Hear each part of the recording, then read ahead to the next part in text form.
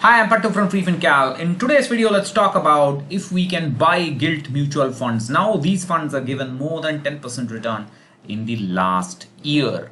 If you actually look at it, there are two gilt ETFs and they've given actually about 13%, and all direct plan ETFs have moved up by anywhere between 10% to 17% in the last year.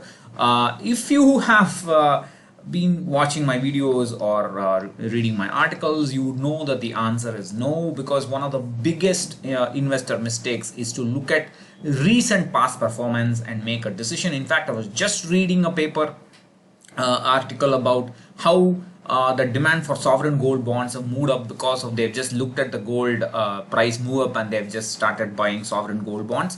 That's just stupidity. Please don't do that. You must understand the reason for why this is happening, why this change is happening. And like we looked at yesterday's video, if you want to buy gold, you must have a proper momentum strategy. I have a feeling that some of you did not understand what that video was about. I probably need to do that gold video again.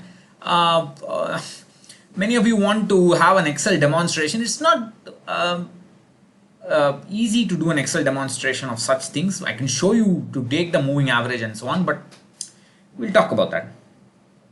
So the RBI has been continuously reducing the repo rates even before the lockdown. In fact, from August 2018, the rates have been continuously going down from 6.5% to 4% because we are already in a slowdown and the economy needed support. That is, the borrowers needed support in terms of lower interest rates. But when this happens, what essentially means that the existing gilt bonds will become extremely more valuable than the newly issued gilt bonds, because the repo rate is basically an overnight rate. Immediately the overnight mutual funds will be affected when the rate at which they move up will be changed. I made a video on this earlier. Slowly it will propagate to longer term bonds, and the existing gilt bonds which are already in circulation will have a higher interest rate, and therefore they will become more valuable, and the NAV of the gilt funds that hold them will also move up. This is not going to last. This is only a temporary phenomena, so you should not look at this high increase and start putting money in now. You will be sorely disappointed.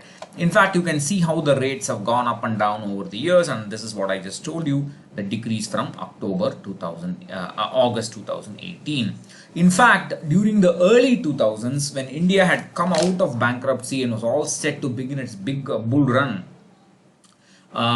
in the year 2000, 2001, 2002 and 2003, the PPF rates came crashing down from 12% to about 8.5% or so, and Birla Gilt Fund, one of the oldest fund, gave some extraordinary returns. In 2000, the annual return was 10.5%, 2001 25%, 2002 19%, 2003 12%.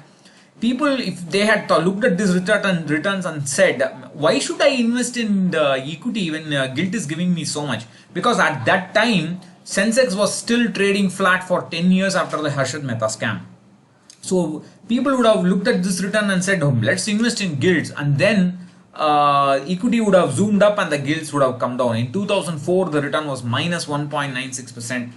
2005 it was only 5.6, 2006 5.3, and 2007 6.7. In those years, you could have got FD returns for 8%. So that's when the gilt will disappoint. So every time the gilt moves up spectacularly, it will tend to not do well in the subsequent years. So please be careful. I've also listed the returns after the 2008 crash.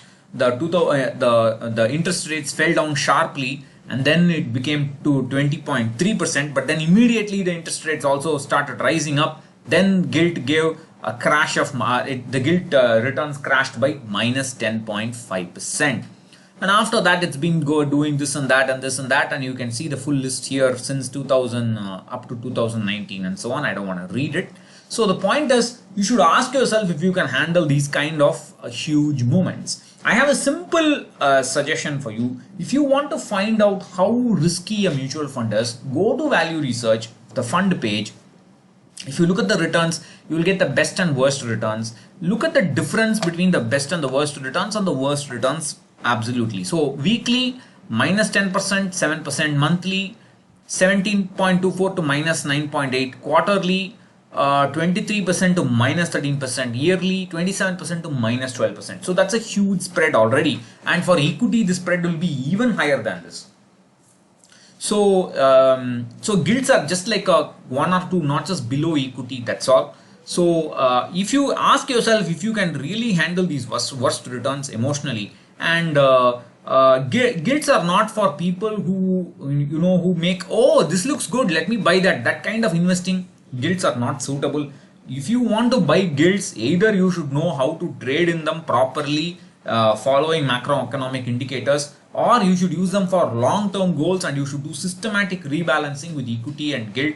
Otherwise, please don't touch gilts. This kind of recent good performance will not last very long. Thank you. Many of you had asked me very good questions on rebalancing. I will take it up either tomorrow or day after. Thank you so much. Bye bye.